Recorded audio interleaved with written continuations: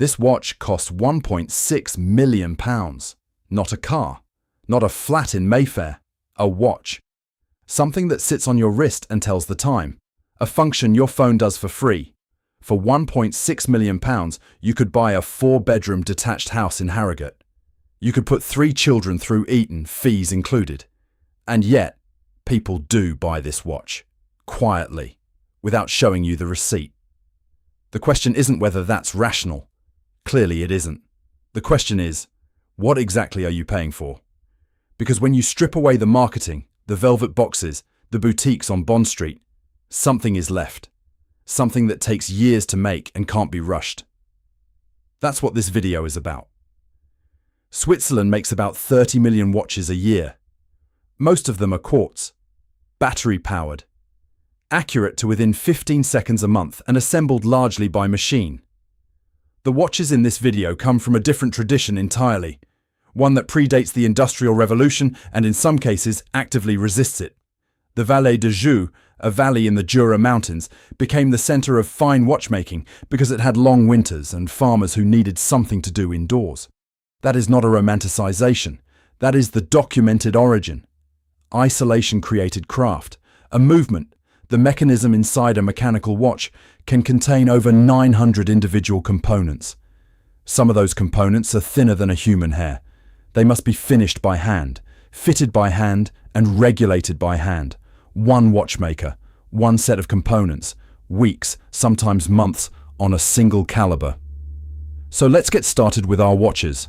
Audemar's Piguet Royal Oak. The Royal Oak starts at around £25,000 in the UK. That is roughly the average annual salary in Britain spent on one object worn on the wrist.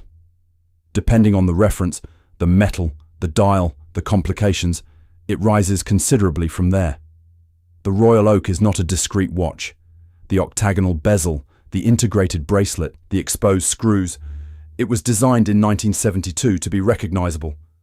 Gerald Genter drew the sketch overnight on a single sheet of paper, reportedly as a commission response to an impossible deadline.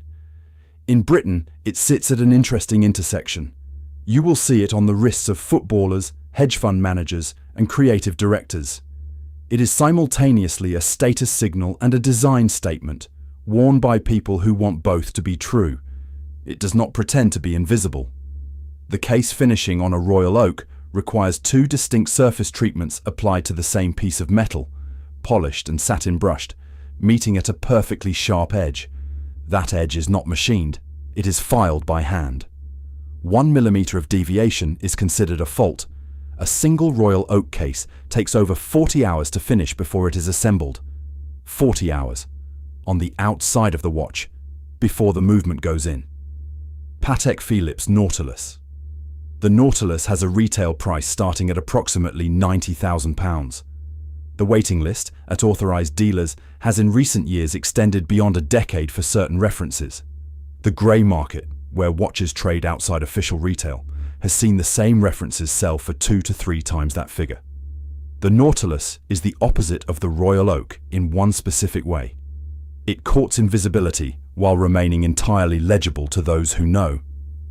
The porthole-shaped case was also designed by Gerald Genter 1 year after the Royal Oak in 1976. The irony is that both icons of sports watchmaking came from the same hand. In Britain, the Nautilus is preferred by those for whom being noticed by the wrong people would be a problem. Bankers, lawyers, certain politicians. It reads as understatement, until it doesn't. Patek Philippe operates what it calls the seal, the Patek Philippe seal, a set of internal standards that exceed the official Swiss chronometer certification. Under these standards, the movement must perform within plus or minus 2 seconds per day across a 10-day test in 5 positions. But the finishing standard is what separates it. Every surface of the movement, visible or not, is finished. Beveled edges on components that will never be seen by the owner. The argument is that the watchmaker knows they're there. Patek Philippe's Grand Complications. The Grand Complications category runs from approximately £300,000 to £2 million.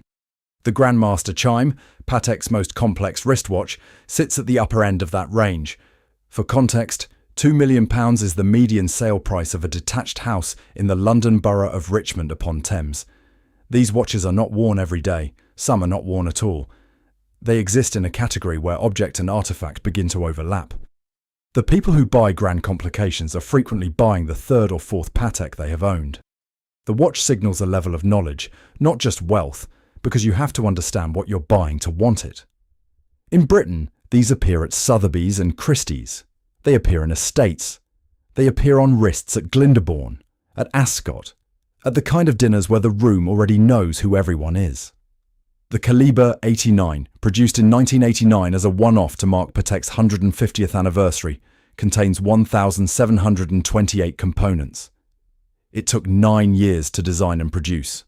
Richard Mille RM 56-02. The RM 56-02 retails at over £1.6 million.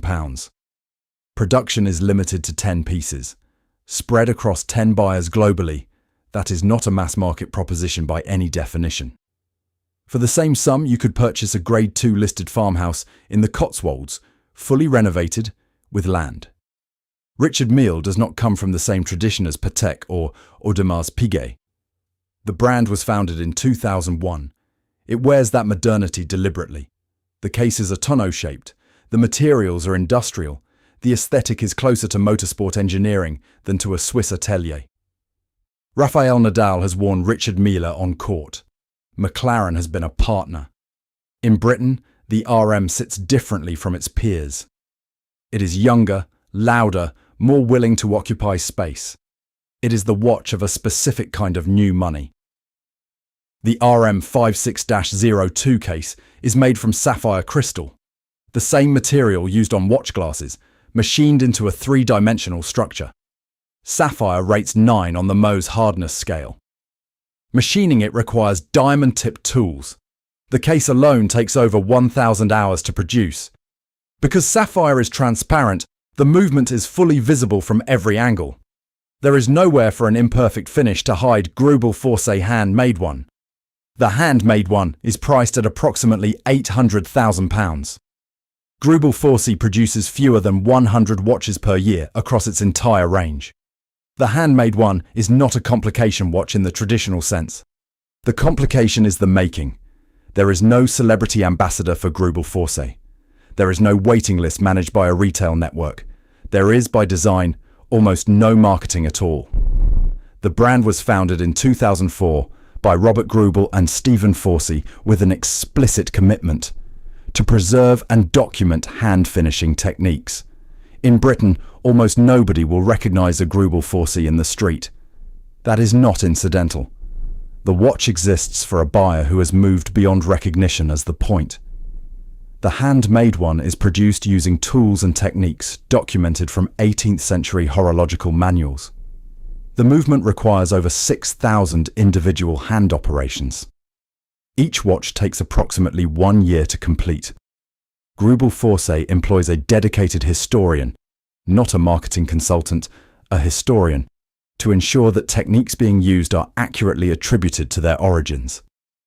The dial surface is finished using a rose engine, a mechanical lathe capable of producing geometric patterns through controlled vibration.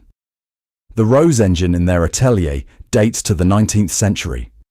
They did not replace it, they restored it. What is clear is that the gap between the cheapest thing here and the most expensive is not simply a gap in quality, it is a gap in philosophy. The royal oak is a designed object. The handmade one is closer to a manuscript. Most things sold as rare are not rare. Which of these would you actually wear? Let us know in the comments.